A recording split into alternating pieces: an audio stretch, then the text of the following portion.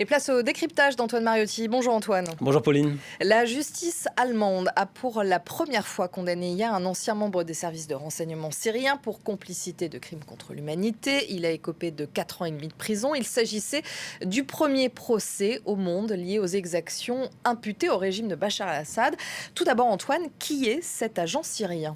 Alors c'est un homme de 44 ans qui s'appelle Eyab al-Gharib, c'est un ancien Mukhabarat, c'est-à-dire un ancien membre des services secrets syriens. Il avait un grade subalterne, c'était pas un chef, c'était pas un grand patron. Il était instructeur d'éducation physique, pour tout vous dire, dans ses services de renseignement pendant une dizaine d'années, avant, juste après le début du conflit, donc à l'été 2011, le conflit a commencé en mars, d'être chargé d'espionner les prêches du vendredi dans les mosquées de Damas, la capitale syrienne, puis ensuite d'être affecté à une unité qui était dirigée par un cousin de Bachar el-Assad et qui était réputé pour sa brutalité et notamment pour tirer sur des manifestants. Alors, lui a déserté en 2012, il s'est rendu en Allemagne. Quand il a demandé asile, il n'a pas caché son passé. C'est à partir de là que les enquêteurs se sont intéressés à lui. Ce qu'on lui reproche concrètement, c'est d'avoir participé à l'arrestation d'au moins une trentaine de personnes à Douma, c'est dans la banlieue nord-est de Damas, et de s'être occupé de leur transfert vers un centre de détention des services de renseignement. Et vous savez qu'ils sont très nombreux à avoir été arrêtés, détenus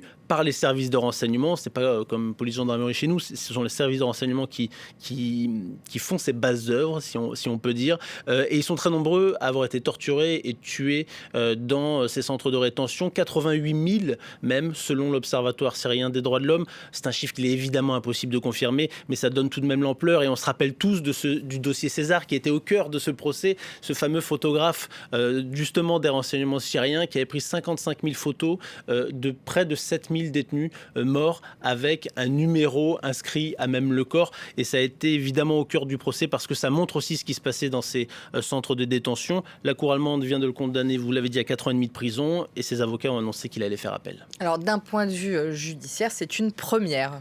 Oui, c'est la première fois qu'un membre du régime syrien est condamné par une cour de justice. Alors c'est grâce au principe de juridiction universelle qui permet à un pays, même s'il n'est pas directement concerné, eh bien, de poursuivre quelqu'un, d'entamer des poursuites en cas de crimes contre l'humanité, de crimes de guerre, de génocide, peu importe l'endroit où ces crimes ont été commis.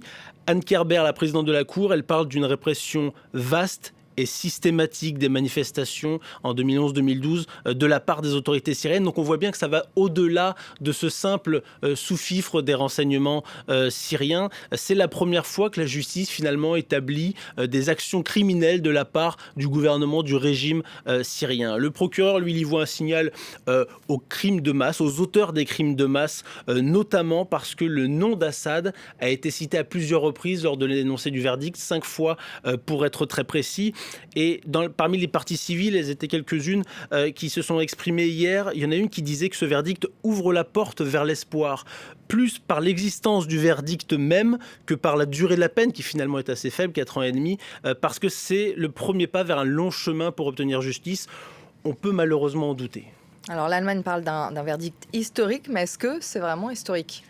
En un sens, oui, parce que c'est la première condamnation du genre. Donc oui, ce mot c'est historique. Mais ce mot historique, aujourd'hui, on l'utilise à tort et à travers. Il est galvaudé. Ce verdict, il est important, c'est vrai, c'est incontestable, il faut en parler. Mais il est symbolique, il n'est pas tellement historique. Peut-on sérieusement imaginer que ce matin, pendant qu'on en parle avec gravité ici à Paris ou à Berlin, les tortionnaires en chef du régime syrien ou leurs subalternes se sont réveillés avec la gueule de bois, qu'ils ont eu des cauchemars toute la nuit, qu'ils tremblent? Je pense sincèrement qu'ils dorment très tranquillement, qu'ils ne vont ni arrêter ni même freiner leurs actions. Ce serait bien naïf tout de même de penser tout ça. Ils n'ont aucune intention de passer leurs prochaines vacances en Allemagne. Ils ne tremblent pas le moins du monde. Pensez donc que ça va faire 10 ans que ce conflit a débuté. Le 10e anniversaire, ce sera le 15 mars, dans moins de 3 semaines. Il a fallu une décennie entière pour arriver à condamner qui? Un subalterne, un sous-fifre, quelqu'un tout en bas de l'échelle, et pour même pas 5 ans de prison. On parle tout de même d'un conflit qui a tué près de 400 000 personnes, peut-être même plus,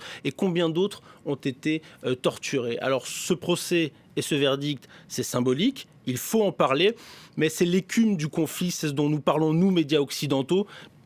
Le vrai conflit, ce qui se passe sur le terrain, tout le monde l'a oublié, tout le monde l'a délaissé, comme on s'est lassé de ce qui se passe en Irak ou en Afghanistan. J'étais à Kaboul, Au Yémen aussi. voilà, j'étais à Kaboul il y a 2 semaines, le jour de notre arrivée avec Sylvain Rousseau. Il y a eu 4 attentats dans la ville. Est-ce que vous en avez entendu parler? Évidemment non. Alors on a la chance d'être sur France 24, d'être une chaîne qui en parle régulièrement. Il y a des journalistes qui continuent à bien faire leur travail. Je pense pour la Syrie à Edith Bouvier et Céline Martelet qui y vont régulièrement par exemple.